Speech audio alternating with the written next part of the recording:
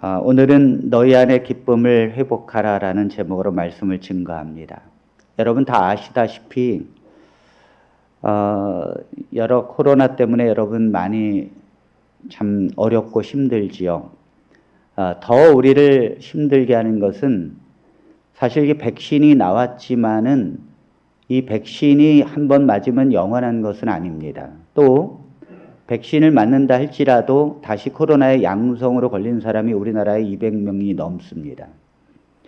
중요한 것은 앞으로는 이것보다 훨씬 더 큰 슈퍼 바이러스가 올 수 있다는 거예요. 그리고 또 변종 바이러스가 오기 때문에, 변이 바이러스가 되기 때문에 이것을 쉽게 막을 수는 없을 것입니다. 그렇다면 현대의 의사들이, 이 소리가 너무 큰 것 같은데요. 현대 의사들이 한결같이 이거에 대한 대책이 무엇일까에 대한 논의하는 가운데 그들의 의견이 일치되는 이 코로나와 다른 여러 가지 슈퍼바이러스와 또 여러 가지 변이 바이러스가 온다 할지라도 이겨낼 수 있는 가장 중요한 게 뭘까? 거기엔 한 가지로 요약된다고 하는 사실입니다. 그게 바로 뭐냐면 면역력입니다. 면역력이 있다면 아무리 큰 것이 온다 할지라도 인간은 이겨낼 수 있다는 거지요. 화살이 아무리 강해도 그 화살에도 뚫리지 않는 방패가 있으면 되는 것입니다. 하나님께서는 우리 안에 우리가 그걸 이겨낼 수 있는 놀라운 것을 우리에게 주셨는데 그게 바로 면역력이라는 것입니다.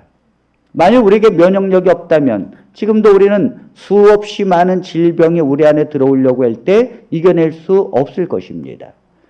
그렇다면 이 면역력을 위하여 가장 중요한 것이 뭘까요?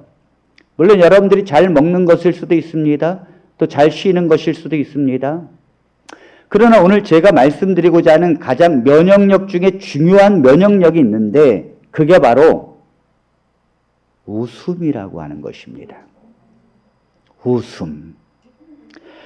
로마린다 의과대학의 리버 교수님은 논문에서 발표를 했습니다. 이 웃음이 얼마나 놀라운 기적을 우리에게 주고 있는가. 그래서 사람이 이렇게 크게 웃게 되면 이 병원균의 침투를 막아주는 인터페론 감마 호르몬이 나오는데 평소에도 나오는데 크게 웃게 되면 평소에 나오는 수치의 200배가 나온답니다. 병원균을 막아주는 이 감마 호르몬이 200배가 갑자기 증폭된다는 것입니다. 그래서 웃을 때 병이 들어올 수 없다는 거예요. 이 호르몬은 잠시 있다가 사라지는 것이 아니에요. 우리의 몸속에 계속해서 오랫동안 남아있다는 거지요. 특별히 오사카 대학과 로마린다 의대에서 실험을 했습니다. 이게 한 군데에서 실험만 하면 혹시라도 문제가 있지 않을까 해서 양쪽에서 실험을 했는데 어떤 실험을 했는가 하면 이 시청자들에게 코미디 프로그램을 시청하게 했습니다. 그리고 난 다음에 코미디 프로그램 시청하기 전과 후 특별히 우리의 몸에 이 몰핀보다 300배가 더 강한 진통제 역할을 하는 NK 호르몬, 이 NK 세포를 활성화시켜주는 이 호르몬이 코미디 프로그램을 본 전과 후가 달랐다는 거예요. 코미디 프로그램을 본 뒤에는 이 호르몬이 더 많이 나오더라는 것입니다. 공교롭게도 교양 프로그램을 보니까 호르몬이 줄더라는 거예요. 그리고 여러분 TV 시청도 아무거나 보면 안 됩니다. 골라서 보게 되기를 간절히 원합니다. 여러분 그러므로 이것이 우리에게 가져다주는 교훈이 뭐냐면 인생을 너무 심각하게 살지 말라는 것입니다. 자, 우리 옆 사람과 인사 나눌까요? 인생 아무것도 아닙니다 하면서 인사 나눕니다. 시작. 네, 인생 아무것도 아닙니다. 그래서요, 이 전라북도 도청은 이 코로나 때문에 침체되어 있는 이 전라북도 도민을 어떻게 살릴까 해서 각 시의 농촌 지도자들을 모았어요. 그래서 코로나 극복을 위한 세미나를 14차례를 했습니다. 돌아다니면서. 그 그런데 14차례를 돌아다니면서 세미나를 마쳤는데 그 중심, 무슨 세미나를 했을까? 거기에 중심은 바로 웃음 치료라는 거예요. 웃음 치료. 이것이 코로나를 극복할 수 있는 가장 중요한 거라고 판단했기 때문입니다. 그만큼 웃음은 우리에게 대단한 능력을 우리에게 준다고 하는 것입니다. 하나님께서는 이 세상에 창조하실 때 우리에게 웃음을 창조하셨다는 사실을 깨닫게 되기를 바랍니다. 여러분, 다른 동물들은요, 웃는 건지 화난 건지 잘 몰라요. 이빨을 드러내야 저게 화난 거구나. 혓바닥을 내밀어야 저것이 좋아하는 거구나 아는데, 오직 사람만이 표정을 보면 웃는 걸 금방 알 수 있습니다. 동물과 달리 사람은 이 안면의 근육이 수없이 많아서 근육을 자유자재로 움직일 수 있습니다. 그러므로 사람만이 웃을 수 있도록 하나님이 창조해 주셨습니다. 그래서 우리가 이 웃다 보면 주름이 생기는 거예요. 놀라운 건요, 개가 죽을 때 주름이 있는 거 봤어요? 아니, 돼지가 죽을 때 주름이 있냐고요, 얼굴에. 사람만 주름이 있는 이유가 뭐냐면 웃기 때문에 그런 거예요. 그러므로 주름이 많다는 것은 내가 그만큼 인생에서 웃고 살았다는 것입니다. 아멘. 아멘. 인생을 우리가 다르게 바라볼 필요가 있어요. 주름을 만든 것은 하나님이십니다.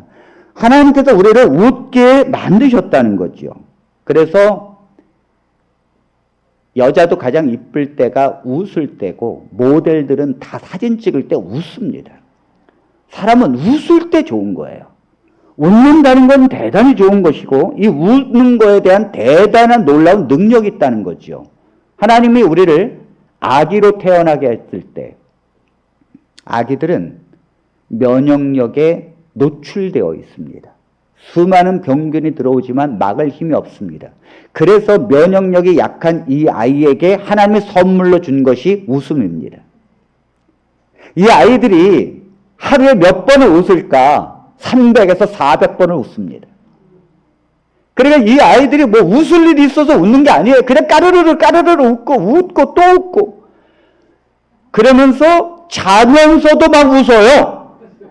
그러니까 이 아이들이 하나님께서 준 선물 중에 가장 중요한 게 웃음이라고 하는 거예요. 웃음. 막 웃는 거예요. 웃는 거. 여러분 그거 아십니까? 하나님은 유머 감각이 뛰어난 분이라는 사실. 하나님은 이 땅의 창조를 웃음으로 창조하셨어요. 창세기 1장 31절의 말씀을 같이 보겠습니다. 하나님이 지으신 그 모든 것을 보시니 보시기에 심히 좋았더라. 저녁이 되고 아침이 되니 이는 여섯째 날이니라. 여러분 이 말씀을 하나님의 시각에서 봐야지, 그 사람의 시각에서 보면 별로 웃기지도 않습니다. 그런데 하나님의 시각에서 보면 이게 무슨 뜻인가 하면, 하나님이 여섯째 날, 물론 첫 번째부터 모두 다 좋았더라 말씀을 하셨지만 여섯째 날 사람을 창조했거든요. 그 사람을 창조하고 심히 보기에 좋았더라. 이 말씀은 본인이 창조하고 웃었다는 얘기예요. 창조하고 이걸 기뻐했다는 뜻이죠. 하나님은 이 세상을 기쁨으로 창조했다는 거죠. 하나님은 여러분들이 세상에 나올 때 기뻐했다는 거죠. 이걸 우리가 이해해야 합니다. 하나님은 기쁨으로 창조했다는 거. 그래서 하나님은 아담을 먼저 창조하셨어요. 그런데 외로운 거를 누가 제일 못 받는가 하면 하나님이 못 받았어요. 그러니까 사람이 외로운 거를 누가 제일 견디기 어려우신가 하면 하나님이 제일 견디기 어려우십니다. 그래서 하나님은 안 되겠다 싶어서 하와를 만들었는데, 아담이 하와를 보자마자 하는 말이 이는 내 뼈 중에 뼈요 살 중에 살이라. 이게 여러분, 그 하나님의 유머 감각을 모르는 사람들은 그 뼈 중에 뼈고 살 중에 살이구나. 아담이 설마 이랬겠어요? 이는 내 뼈 중에 뼈요 살 중에 살이로다. 이렇게 얘기했겠어요? 이게 요즘 말로 말하면 넌 내 거야 하면서 붙들었다는 거죠. 넌 내 거야 하면서 안았다는 말 아닙니까 이게? 그러니까 여러분, 아담과 하와가 서로 만났을 때 서로 사랑했다는 거죠. 한눈에 반했다는 거죠. 이게 뭐예요? 너는 내 뼈 중에 뼈, 살 중에 살이야. 넌 내 거라는 거예요. 꽉 안았다는 거죠. 여러분, 사람이 반하면 어떤 현상이 일어나는가 하면 웃게 돼 있어요. 이 선을 보면 대충 저 여자가 나를 사랑하는지 관심 있는지 또 나에게 관심이 없는지 마음에 안 드는지 뭘로 판가름하는가 하면 여자가 웃으면 되는 거예요. 그 선 보는 자리에 얼마나 여러분 삭막합니까? 무슨 얘기로 이걸 이끌어갈 거예요? 다 긴장하고 있죠. 그런데 여자가 웃기 시작하면 다음 애프터가 보증되는 거예요. 여자는요, 속에 좋아하는 마음이 있으면 웃게 돼 있어요. 속의 표현을 웃는 것으로 하는 거예요. 내가 이 남자 죽어도 싫은데 웃는 여자는 이 세상에 정신이 나간 여자밖에 없습니다. 그러니까 이 웃는다는 거, 기뻐한다는 거, 그 서로 좋아한다는 거죠. 하나님께서 이 세상을 아담과 하와를 창조하실 때도 웃으셨고 기뻐하셨고, 아담과 하와가 서로를 보면서도 기뻐하고 사랑했습니다. 그러므로 하나님은 이 세상에 기쁨으로 창조했다는 겁니다. 하나님은 우리에게 기쁨을 주셨다는 거예요. 그래서 이 세상에 기쁨을 창조하신 분이 하나님이시고, 하나님은 서로를 우리가 보면서도 기뻐하기를 원하시고, 하나님은 웃으며 살아가는 존재로 우리를 창조하셨다는 것입니다. 놀라운 건요, 하나님은 이 죄의 타락으로 인해서 절망적인 이 세상에서 하나님은 선악간의 이 엄청난 대쟁투 속에서도 이 세상을 인도하실 때에 웃으면서 하셨어요. 야, 어떻게 웃으면서 했는가? 하나님께서 아브라함을 택하셔서 90세 된 할머니 사라에게 오셔서 너 90세니 너 올해 내년에 아기를 낳게 될 것이다. 그래 사라가 웃었어요.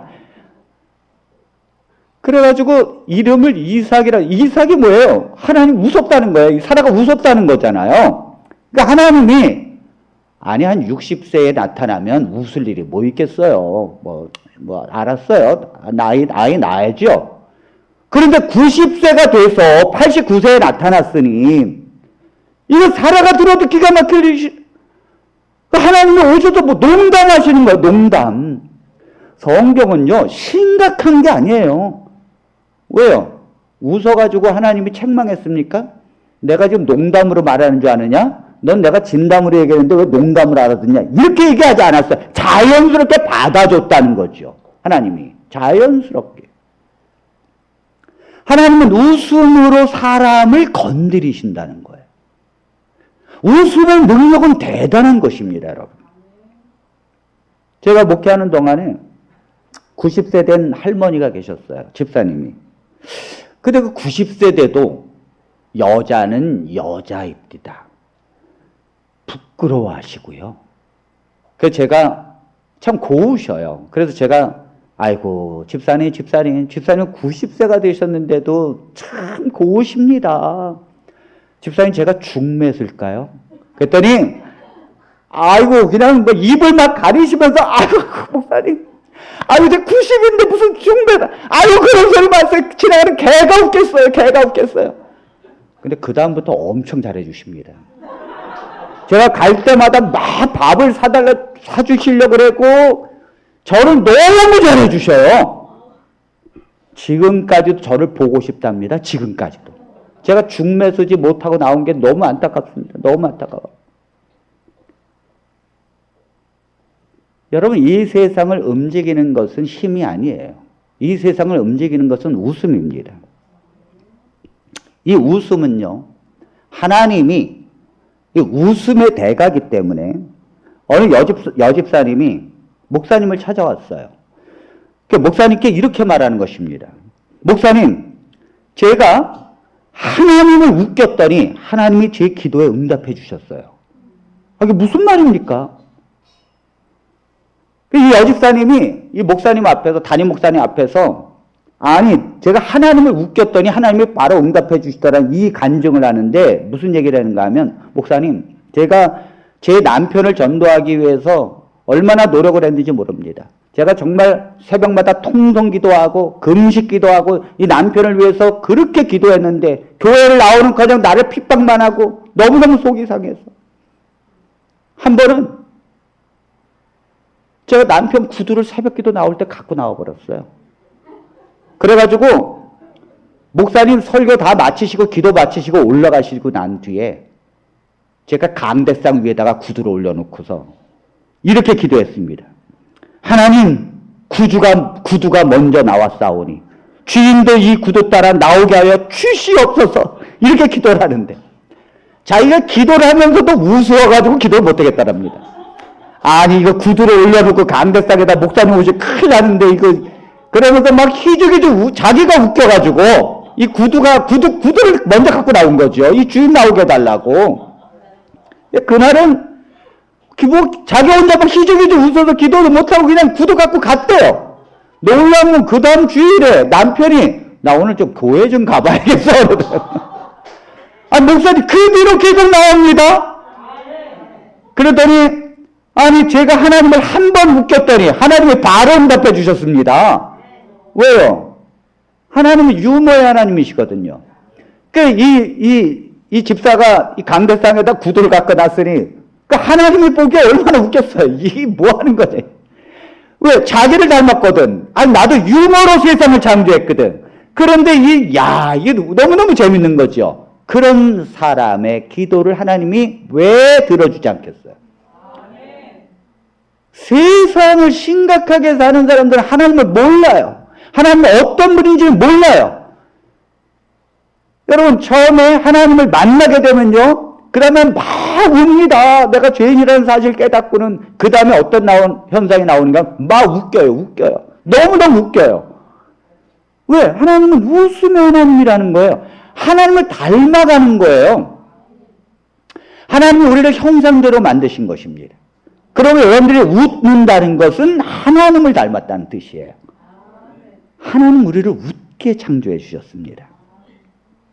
그래서 옛날에는 배우자를 고를 때 뭐 능력, 뭐 성격 골랐죠. 지금은요, 유머 감각이 있느냐. 그 장경동 목사님이 왜 이렇게 인기가 있습니까? 그 장경동 목사님이 코미디언보다 더 웃깁니다. 어쩌면 그렇게 웃깁니까?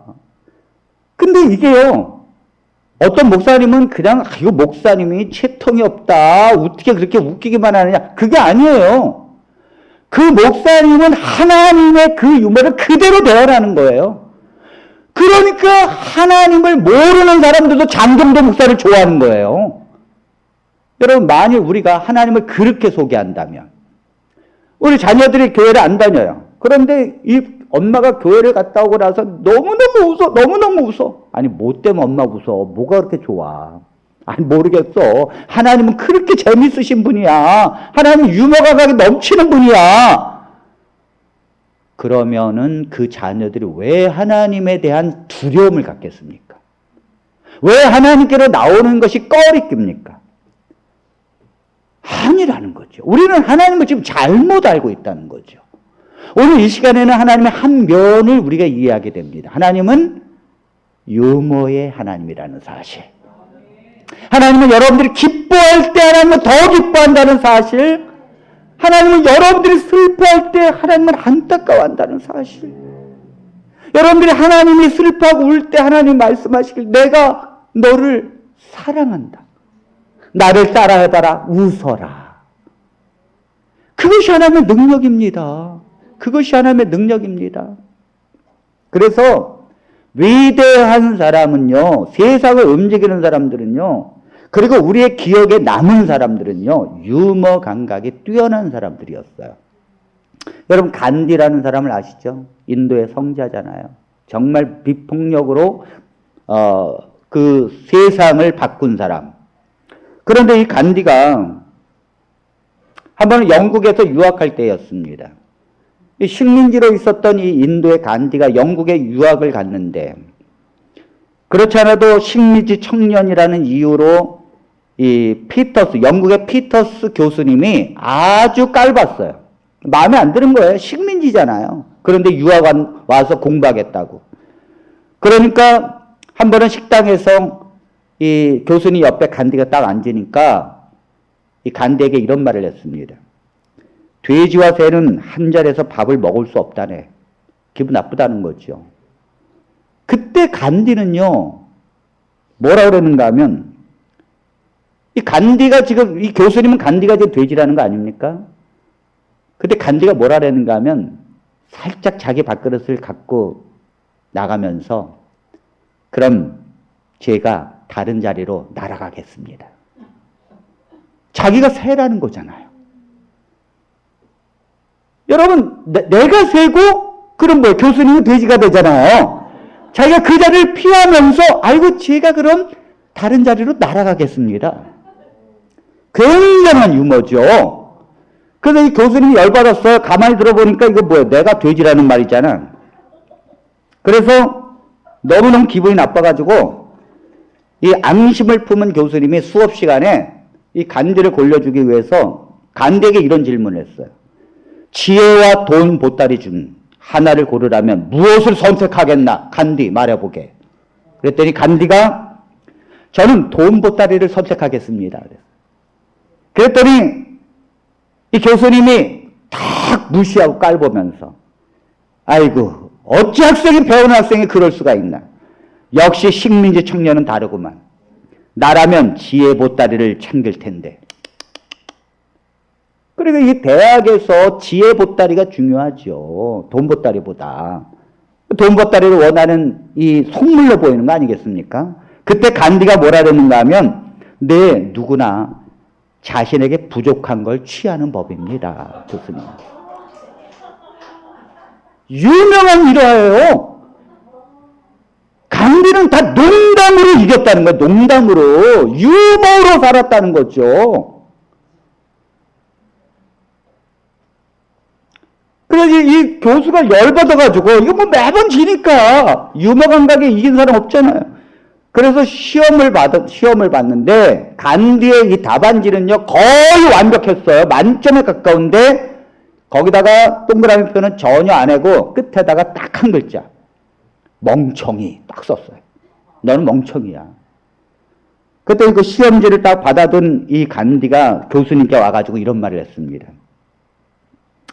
교수님, 제 답안지에는 점수는 하나도 없고 교수님 서명만 돼 있는데 이거 어떻게 된 일입니까? 교수님이 내 서명만 했어요. 멍청이라고. 자기의 서명만 했다는 거죠. 그래서 간디는요, 자기의 그 수많은 어려움 속에서 내가 했던 유명한 말, 이런 말을 했습니다. 나의 오랜 투쟁을 견딜 수 있게 해준 힘은 유머에서 나왔다. 이것이 바로 하나님의 능력이라는 거죠. 하나님의 능력. 그러므로 하나님을 믿는다는 것이 무엇입니까? 그것은 바로 웃음을 되찾는 것입니다. 그러므로 기쁨 속에서 사는 것입니다. 하나님은 우리에게 기쁨을 찾아주기를 원하십니다. 천사가 말하기를 구주가 나실 텐데 좋은 소식이라 그랬어요. 너에게 줄 아주 좋은 소식. 그 소식을 듣는 자는 다 기뻐하는 거예요. 여러분 성경에 복음이 외칠 때마다, 복음이 외쳐질 때마다, 하나님의 말씀이 외칠 때마다 사람이 기뻐하고 웃는 거예요. 이게 성경이에요. 하나님은요, 웃고 기뻐하라고 말씀하십니다. 이것이 하나님의 뜻이라고 말해요. 자, 시편 68편 3절로 4절입니다. 의인은 기뻐하여 하나님 앞에서 뛰놀며 기뻐하고 즐거워할지어다. 의인이 되었느냐? 기뻐하여 하나님 앞에 뛰놀며 기뻐하고 즐거워해라. 아멘. 그 다음. 하나님께 노래하며 그의 이름을 찬양하라. 하늘을 타고 광야에 행하시던 일을 위하여 대로를 수축하라. 그의 이름은 여호와이시니 그의 앞에서 뛰놀지어다. 네, 뛰놀라고 그러잖아요. 뛰놀라고. 여호와 앞에서 뛰놀라고. 여러분, 예배가 무엇입니까? 예배는요, 아버지의 생신잔치에 모여든 자녀들입니다. 왜요? 하나님이 우리를 창조했잖아요. 우리를 새롭게 십자가에서 또다시 우리를 거듭나게 하셨고 하나님의 자녀로 재창조했잖아요. 그렇다면 예배는 뭡니까? 하나님께서 우리를 창조한 그 생일날에 와서 하나님께 재롱 부리는 거예요. 재롱 부리는 거. 그런데 이 자녀들이 와가지고는 딱 점잖게 있어. 그 손자들 보고 노래 좀 해보라 했더니 손자들도 5살인데도 점잖아. 아버지 닮아서. 그러니까 할아버지 하신 말씀이 다음부터는 오지 마라.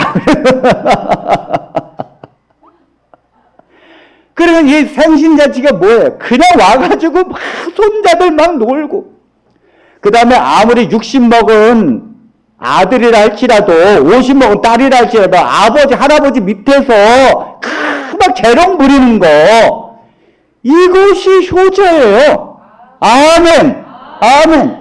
예배는 전 청년들이 앞에서 이렇게 찬양하잖아요. 아우, 내가 지금 저기서 같이 막 이렇게 하고 싶은데, 아유, 나는 그냥 여기서 찬양을 같이 하고 싶은데, 이 표현을 어떻게 할 길이 없어요.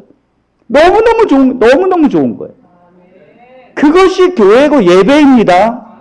여러분, 우리 교회는 그런 하나님의 본연의 모습을 회복해야 될 줄로 믿습니다. 우리 성도들의 삶 속에 그런 모습이 일어나야 합니다. 하나님이 원하시는 거예요. 빌립보서 2장 18절에 이렇게 말씀하십니다. 이와 같이 너희도 기뻐하고 나와 함께 기뻐하라. 아멘. 너희도 기뻐하고 나와 함께 기뻐하라. 빌립보서 4장 4절. 주 안에서 항상 기뻐하라. 내가 다시 말하노니 기뻐하라. 아니, 항상이야. 그래도 또 안 될까봐 내가 다시 말하노니 기뻐하라. 데살로니가전서 5장 16절로 18절입니다. 항상 기뻐하라. 쉬지 말고 기도하라. 범사에 감사하라. 이것이 그리스도 예수 안에서 너희를 향하신 하나님의 뜻이니라. 하나님의 뜻이라잖아요. 항상 기뻐하는 게 하나님의 뜻이라잖아요. 목사님, 울어야 되는 거 아니에요? 아니, 기뻐하라니까요. 아니, 그래도 울어야 되는데, 아니, 기뻐하라니까요. 이것이 하나님의 뜻이라는 거예요. 이것이 하나님의 뜻이라는 거예요. 그러니까 이 자녀가 하도 속을 새기고 진짜 너무너무 오늘 교회 갈 맛도 떨어지고 그랬는데도 교회 오면 기뻐해야 돼. 왜? 자녀가 속을 새기니까 떠밀려서 교회를 왔지. 그 자녀가 너무너무 잘해주면 자녀하고 있는 게 더 행복하지. 생각해보면 너무 기쁜 거예요. 너무 기쁜 거예요. 그 자녀가 돈을 안 줘. 너무너무 돈을 안 줘서 교회 왔어. 교회 왔더니 또 맛있는 것도 오늘 집사람이 그 연잎밥을 뭐 한다고 그래가지고 그 연잎밥을 뭐 3일 전부터 막 했는데, 아이고, 교회 왔더니 연잎밥을 먹어보고 너무 좋은 거죠.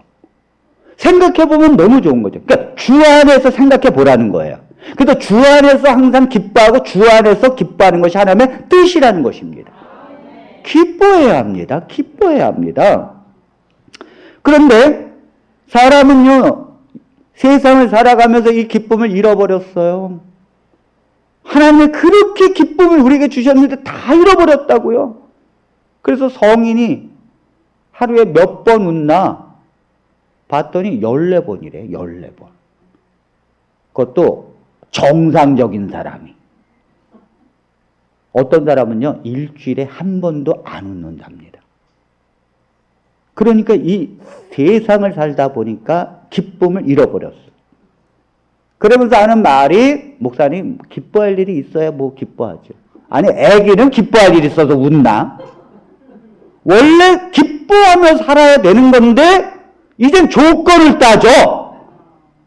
이게 타락한 인간이에요. 이게 타락한 인간이라고요. 아니, 하나님이 우리에게 축복으로 준 거를 그럼 걷어가 볼까요? 저 태양 걷어가 볼까요? 하나님께서 이 세상에 이 산소, 들이마신 산소 걷어가 볼까요? 하나님께서 다 걷어가 볼까요?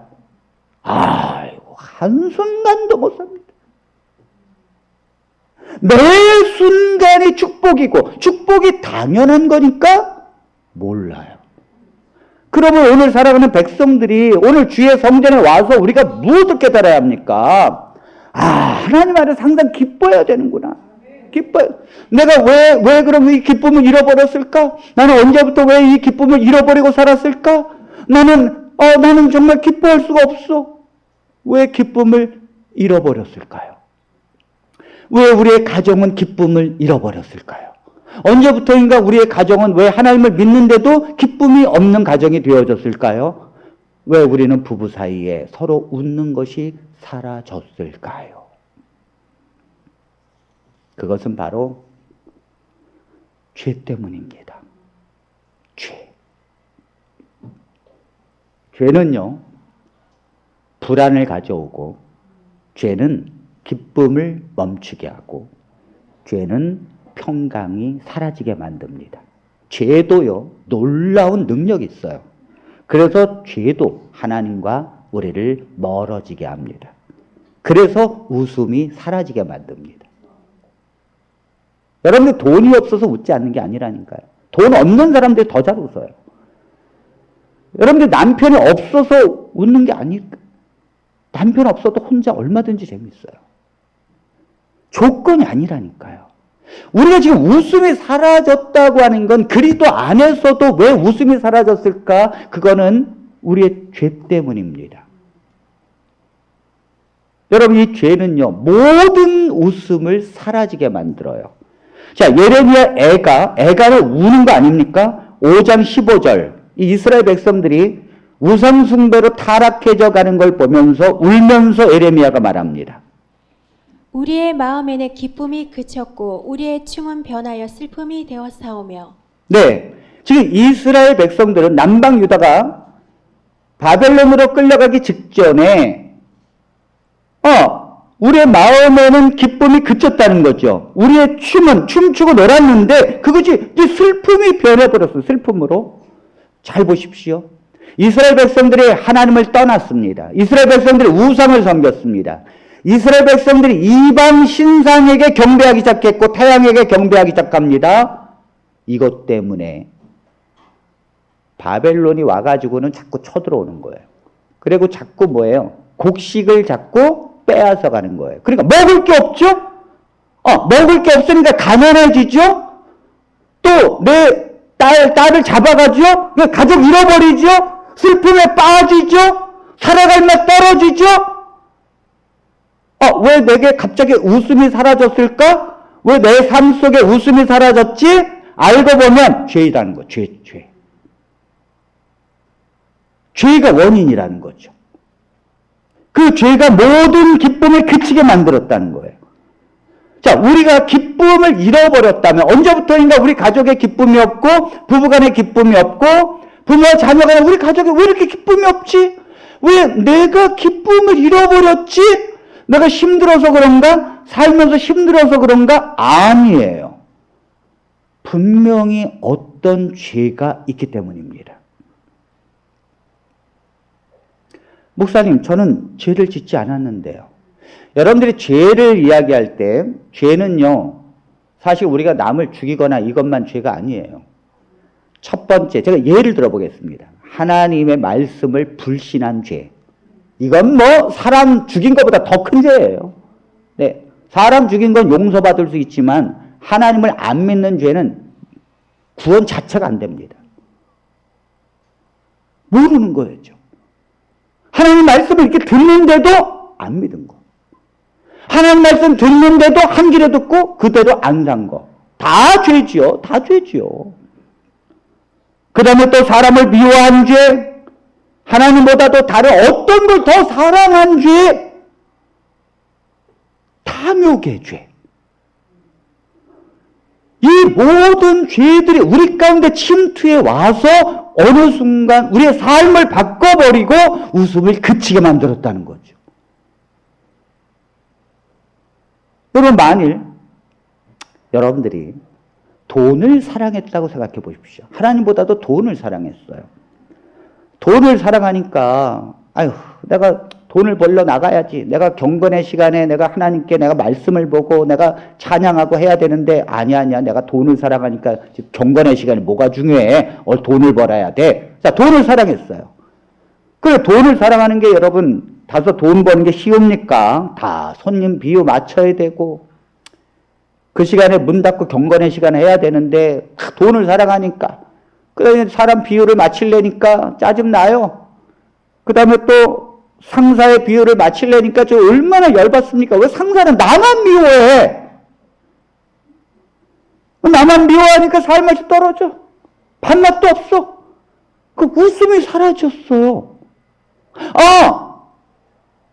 나는 저 사람이 나를 미워해서 웃음이 사라졌다고 생각하는데, 나는 돈이 잘 안 벌려서 웃음이 사라졌다고 생각하는데, 그 원인을 추정해 가면 죄라는 거죠. 죄. 원인이 죄라는 거예요. 우리가 남을 미워할 수 있습니다. 미워했다고 생각해 보세요. 그런데 미워하니까 용서하지 못하고 미워했습니다. 미워하니까 이제 표정과 말이 이제 딱 표가 납니다. 그러면 상대방도 좋게 나올 리가 없죠. 그 말이 그렇게 미워하는 투로 탁 가니까 상대방도 그렇게 오지요. 그러면은 상대방은 난 되로 얘기했는데 상대방은 말로 주었고, 그러다 보면 미워하는 말이 나가게 되면 내가 왜 이런 대접을 받아야 되는가? 내 신세가 처량하고 살맛이 떨어져. 상대방이 나를 좋아해야 되는데 나를 좋아하는 것 같지 않아. 밥맛 없지요. 살맛 떨어지지요. 웃음이 사라지죠. 자, 미워하는 간단한 죄가 나비 효과를 일으키는 거예요. 모든 내 삶을 웃음에서 사라지게 만들어요. 여러분들이 어떤 불평의 죄를 해요. 근데 그것이 웃음을 사라지게 만들어요? 오늘 우리는 기쁨과 웃음을 사라지게 하는 죄라는 것을 이해해야 합니다. 그러나 오늘 주님께서는 이러한 죄에서 시작된 웃음이 사라진 우리를 하나님께서는 회복하기를 바라십니다. 하나님은 우리가 회복의 기쁨으로 다시 가기를 원하십니다. 우리는 하나님 앞에 죄가 그 원인이 있구나. 하나님 오늘 우리에게 말씀하시고 그것으로부터 우리는 회복해서 다시 웃음을 찾기를 하나님은 바라십니다. 하나님이 가장 기뻐하는 것은 우리가 그 회복을 해서 기뻐하는 것을 통해서 기뻐하십니다. 아멘. 아멘. 그러니까 하나님께서 이스라엘 백성들이 기쁨을 잃어버려서 저 바벨론에 끌려간다 할지라도 하나님은 이사야 선지자를 통하여 다시 이스라엘 백성들에게 내가 기쁨을 회복시켜 주겠다 말씀하십니다. 이사야서 51장 11절입니다. 여호와께 구속받은 자들이 돌아와 노래하며 시온으로 돌아오니 영원한 기쁨이 그들의 머리 위에 있고 슬픔과 탄식이 달아나리이다. 이스라엘 백성들의 죄 때문에 그들은 보송줄에 끌려서 이방 땅에 객이 되어서 노예로 갑니다. 얼마나 슬퍼합니까? 기쁨이 사라졌지요. 그들은 노래를 불러도 슬픔의 노래를 부를 수밖에 없었습니다. 그런데 하나님은 약속하십니다. 너희들을 반드시 돌아오게 하고 기쁨을 회복시켜 주겠다. 하나님은 우리에게 슬픔을 주시는 분이 아니에요. 하나님은 우리에게 기쁨을 회복시켜 주고자 원하시는 분이십니다. 왜냐하면 하나님이 바라시는 거니까. 하나님은 기쁨의 하나님이시니까. 하나님 우리를 그렇게 기뻐하게 창조해 주셨으니까. 창조해 준 하나님의 백성들이 기뻐하며 살아야 되니까. 그것 때문에 좋은 소식이라고 그래요. 예수님께 이 땅에 오시는 것이 좋은 소식이라고 그랬죠. 그리스도께서 십자가 달려 돌아가시는 것이 슬프고 슬픈 일이지만 그게 복음이라잖아요. 우리에게 기쁨을 주기 위해서. 이것이 하나님이십니다. 그러므로 오늘 우리가 죄 때문에 기쁨을 잃어버렸습니까? 네, 하나님의 백성도요, 죄를 지을 수 있습니다. 여러분, 하나님의 신실한 백성도 죄를 지을 수 있어요. 사도 바울도 회심하고 거듭난 뒤에 죄를 짓는 것 때문에 탄식했습니다. 누구든지 하나님을 믿고 거듭난 하나님의 백성이라 할지라도 죄를 지을 수 있고 미워할 수 있고 어떤 탐욕을 가질 수 있고 할 수 있습니다. 구원받았다는 것이 다시는 죄를 짓지 않는 존재가 되었다는 것이 아닙니다. 죄 많은 이 세상에서 여전히 우리는 죄의 몸을 갖고 있기 때문에 죄를 지을 수 있다는 거죠. 그렇다면 죄를 지어도 괜찮다는 말입니까? 아니요, 절대 그렇지 않습니다. 예수님을 믿어도 죄를 떠날 수 없는 것은 사실이지만 그것이 하나님께서 죄를 용납하신다는 뜻은 아닙니다. 하나님께서는 절대 죄 위에 복을 주지 않아요. 하나님께서는 죄가 우리 안에 있으면 기도의 문이 막혀지게 되고 감사와 기쁨이 사라지게 되고 죄를 가지고 있으면 우리를 연단시키십니다. 계속해서. 그러면 어떻게 해야 할까요? 어떻게? 예수님 믿으면 자동으로 죄를 짓지 않게 되는 것도 아니고 또 죄도 짓는 것을 용납할 수 없으니 이거 어떻게 하면 좋습니까? 이 문제를 해결하는 방법이 뭘까요? 그래서 이 죄를 해결하는 방법이 뭘까요?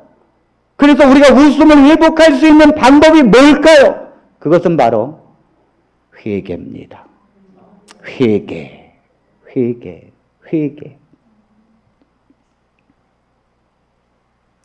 여러분 잘 생각해 보십시오.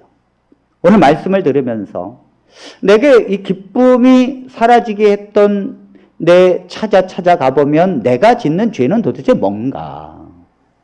여러분들 스스로 그걸 찾아가 보세요. 잘 기쁨이 어디에서부터 사라졌는지를 여러분들이 한번 찾아가 보십시오. 그리고 여러분들이 진지하게 기도하십시오. 하나님, 성령 하나님, 내 지각을 열어서 내가 짓고 있는 부지 중에 내가 알지도 못하는 죄가 뭔지를 알게 해주십시오. 하나님, 오늘 목사님의 말씀을 듣고 내가 기쁨이 사라졌습니다. 나는 왜 아기처럼 300번을 웃어야 되는데, 아니요, 그리스도인이라면 항상 웃어야 되는데 왜 내게는 그것이 사라졌지요? 성령 하나님, 그 죄 때문이라면서요. 그걸 알게 해달라고, 그 죄를 알게 해달라고 기도해 보십시오. 그러면 성령 하나님께서, 지각의 하나님이시고 지혜의 하나님께서 여러분들에게 그 원인이 무엇인지를 정확하게 깨닫게 해주십니다. 깨닫게 해주십니다. 그것을 알 때까지 성령 하나님께 구하십시오. 제게 그 죄가 구체적으로 무엇인지, 하나님께서 저를 가장 슬퍼하고 있는 그 죄가 무엇인지를 알게 해주십시오. 기도하십시오. 그러면 하나님께서 여러분들을 사랑하시기 때문에 분명히 정확하게 그것을 가르쳐 주십니다. 그럼 어떻게 해야 합니까? 네, 그걸 가르쳐 주시자마자 바로 회개해야 합니다. 그 죄를 하나님 앞에 자백해야 합니다. 사실 그건 제가 이렇게 해서 이렇게 했습니다. 동기와 모든 것들을 하나님 앞에 자백하십시오. 그 시간을 놓치면 안 됩니다. 언제 다시 그 기회가 올지 모릅니다. 항상 있는 게 아니에요. 지금 여러분들이 구체적으로 웃음을 회복하고 기쁘게 살아갈 수 있는 놀라운 비결을 지금 말씀하고 있는 것입니다. 그때를 놓치지 마십시오. 남을 미워하지 마시고 그때를 놓치지 말고 하나님 앞에 그 문제를 자백하십시오. 하나님, 난 사실 이렇게 해서, 내가 이렇게 해서 이렇게 했다고. 하나님 앞에 못할 말이 뭐 있습니까? 저는요, 너무 감사한 게 하나님이 안 보인다는 거예요. 아우, 이게 너무 감사해. 아니, 하나님이 우리에게 보이면 이거 어떻게 해? 어떻게 자백하냐고, 거기에다가. 안 보이니까 다 한 거예요. 그냥, 뭐, 안 보이니까. 그러니까 하나님께서 왜 안 보이게 하는? 하나님은 우리에게 보이게 할 수 있죠. 왜 하나님께서 안 보이시게? 일부러 등을 돌리는 거예요. 왜? 다 털어놓으라고, 다 털어놓으라. 하나님이 안 보이시는 걸 감사하게 여기게 되길 바랍니다. 아멘. 아멘. 그리고 다 얘기하세요. 자백하세요. 하나님은 자백할 때 어떻게 말씀하셨는가? 요한일서 1장 9절입니다. 만일 우리가 우리 죄를 자백하면 그는 미쁘시고 의로우사 우리 죄를 사하시며 우리를 모든 불의에서 깨끗하게 하실 것이요. 여러분, 이것은요, 하나님을 믿는 구원받은 백성의 죄를 말하는 것입니다. 그래서 너희가 하나님 앞에 사귐이 있다고 거짓말하지 마라. 그 죄 때문에 하나님과 지금 사귐이 뭐예요? 끊어졌다는 거죠. 그런데 너희가 만일 우리의 죄를 자백하면 그는 미쁘시고 의로우사 죄를 사하시며 우리 모든 불의에서 깨끗하게 하신다. 아멘. 우리의 모든 죄를 예수님께서 십자가에서 속죄하셨습니다. 그러나 모든 죄를 속죄하셨다고 해서 회개가 필요하지 않은 것은 아닙니다, 여러분. 우리는 세상에서 또 죄를 지을 수 있기 때문입니다. 그 죄가 우리의 기쁨을 빼앗아 간다는 거죠. 그러나 우리가 다시 고백하면 그 기쁨이 다시 회복이 되는 거예요. 여러분, 부모가 자녀를 사랑하면서 부모는 자녀가 부모에게 어떤 죄를 짓는다 할지라도 이미 용서해 놓으셨습니다. 여러분, 부모는 다 알아요. 자식을 낳으면 이 자식이 얼마나 나를 속을 새길까 다 알죠. 어떻게 알아요? 아니, 내가 부모를 속을 새겨 봤거든. 그래서 엄마가 늘 말했거든. 이놈은 네가 너 같은 자식을 네가 낳아봐야 된다. 아주 사춘기 때 크 깻잎 머리 싹 해가지고 그냥 가출하고 막 깻잎 머리 해가지고 그 얼마나 속을 새겨요. 그러니까 이 부모는 다 알아요. 내가 자식을 낳으면 자식이 이렇게 속을 새길 거. 그런데 그거 다 알고 다 용서할 거를 감안해서 낳는 거예요. 누가 어떤 부모가 이 자식 낳았고 네가 죄를 지으면 내가 용서해나 보자. 내가 너를 아주 그냥 죄를 지을 때마다 내가 너를 괴롭힐 거야. 이렇게 해서 자녀를 낳는 사람이 어디 있습니까? 자녀 낳을 땐요. 아무리 이 자녀가 어떤 죄를 져도 다 용서하겠다는 의지로 나는 것입니다. 아멘. 왜 아멘 안 하십니까? 아멘. 그렇잖아요. 십자가가 뭡니까? 예수 그리스도께서 십자가에 달려 돌아가신다는 게 뭐예요? 내가 너희의 모든 죄를 용서하겠다는 하나님의 의지를 보여주는 거예요. 우리가 태어나기도 전에, 여러분들이 태어나기도 전에 여러분들의 모든 일평생의 죄를 예수님께서 십자가에 세상 죄를 지고 가는 하나님의 어른 이야기를 했어요. 세상 죄. 여러분들의 모든 죄를 십자가에서 속죄하셨다는 것은 여러분들의 모든 죄를 용서하시고 여러분들을 세상에 보냈다는 거예요. 아멘입니까? 그러므로 여러분들이 짓는 죄에 대해서 하나님 이미 뭐예요? 다 미쁘시고 의로우사 너희의 죄를 사하겠다. 제가 한국 영화를 보니까 공공의 적이라는 한국 영화가 있는데 그렇다고 보라는 건 아니에요. 좀 너무 잔인해. 그래서 볼 필요는 없는데 거기 보니까 아들이 이 아버지를 갖다가 돈 때문에 아버지를 갖다가 아버지 집에 와가지고 아버지를 칼로 죽인 거예요. 이 자식에게서 칼을 맞았어. 그런데 이 아들이 이 칼을 전문적으로 하는 사람이 아니라 이 칼을 하면서 자기의 손톱을 칼로 딱 뱉네. 그 손톱이 요만하게 떨어졌어요. 그걸 아들은 몰랐어요. 그래 아버지를 죽이고 갔어요. 그랬더니 이 칼에 죽어가는 아버지가 그 아들의 손톱을 삼키려고 하더라고요. 결국 삼켰어요. 왜? 나중에 형사가 와가지고 이 손톱 발견하면 유전자 검사해가지고 아들이 범인이라는 거 알까봐. 그 아들의 손톱을 피를 흘려가면서 이걸 삼키더라고. 이야. 자식은 나를 죽이는데 아버지는 그 자식의 모든 죄를 내가 숨기겠다는 거잖아요. 이게 십자가라고요. 이게 십자가라고요. 십자가에서 예수님이 십자가에서 죽으신 것은 여러분들의 어떤 죄라도 하나님 앞에 나오면 다 뭐예요? 용서하고 사하겠다는 거예요. 아멘. 이런 넓으신 하나님, 그런 넓으신 하나님은 우리의 구주가 되셨습니다. 그런 하나님을 섬기는 여러분들은 행복한 사람들입니다. 왜 하나님이 그렇게 하십니까? 왜 다 용서하십니까? 기뻐하라고. 여러분들이 기뻐하라고. 여러분들이 웃으라고. 우리의 죄가 예수님 믿어도 이 죄를 짓게 되면요, 구원을 이루는 게 아니에요. 하나님과의 관계가 서먹서먹해지는 거예요. 그러니까 기쁨이 사라지는 거죠. 왜냐하면 하나님은요, 옆에만 있어도, 하나님은 원래 유머 감각이 있기 때문에 옆에만 있어도 좋아, 그냥. 그래서 교인 중에 막 웃고 막 그런 분들은 하나님과 지금 가까이 있는 거예요. 가까이. 그런데 웃음이 사라졌어. 그 사람은 뭐예요? 멀리 지금 있는 거예요. 구원이 사라진 게 아니에요. 우리가 이 아들이 아버지의 이 결혼 예물 손목시계를 갖다가 100만 원짜리를 훔쳐가지고 유흥비로 다 써버렸어. 그 아들이 아버지가 야 이번 주말에 낚시하러 가자. 이렇게. 아유 저 안 되겠는데. 아 평소 같지 않아. 저 친구들과 약속 있는데요. 그래? 아들아, 아빠하고 같이 저기 이번 냇가에 좀 가서 텐트 치고 같이 놀까? 아버지 좀 저 안 돼. 왠지 자꾸 거리가 있죠.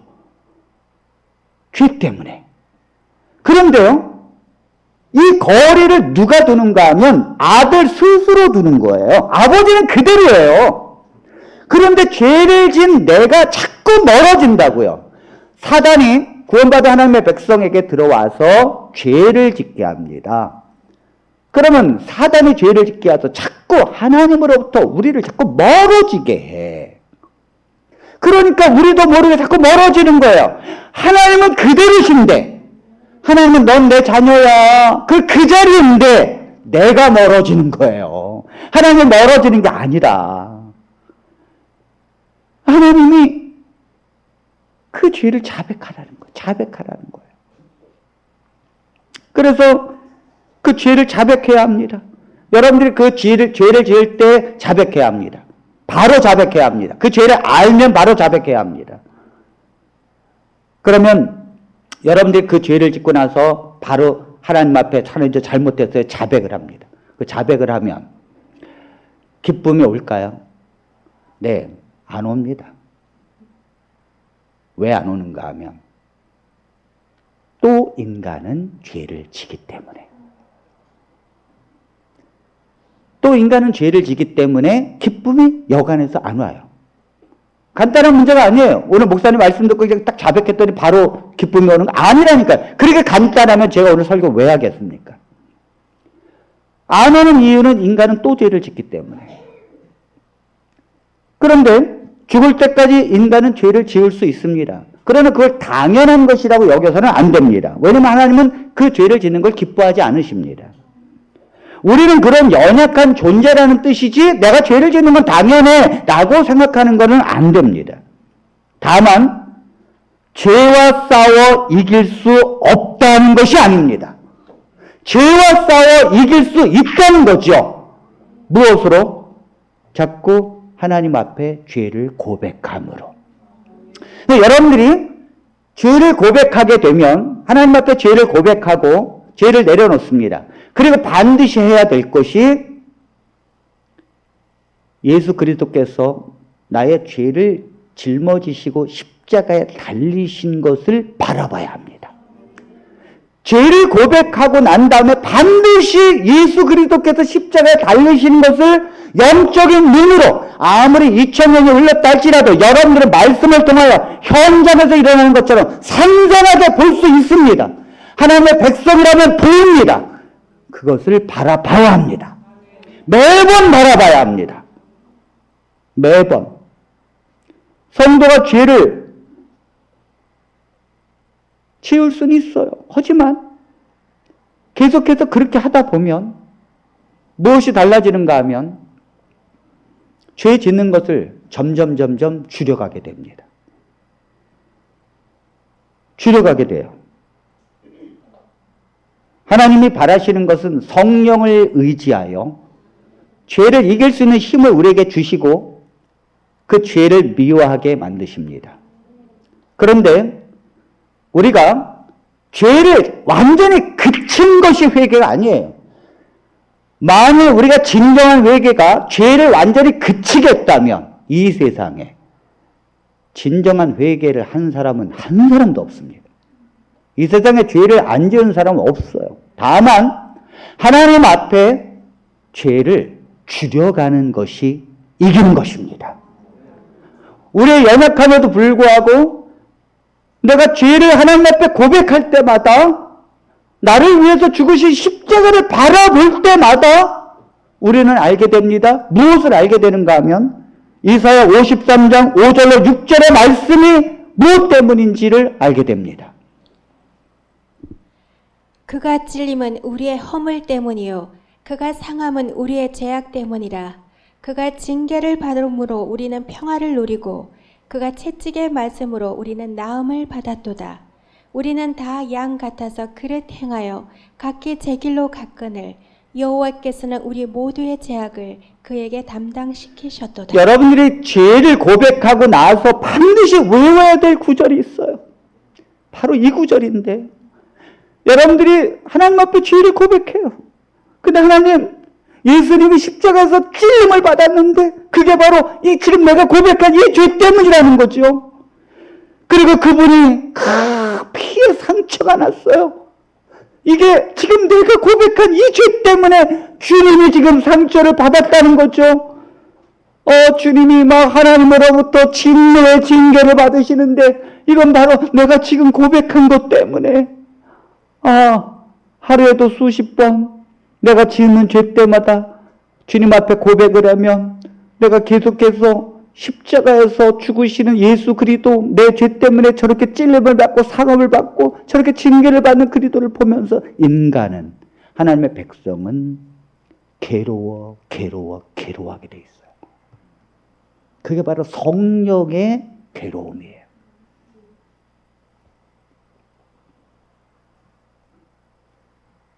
세상에 공짜가 어디 있습니까?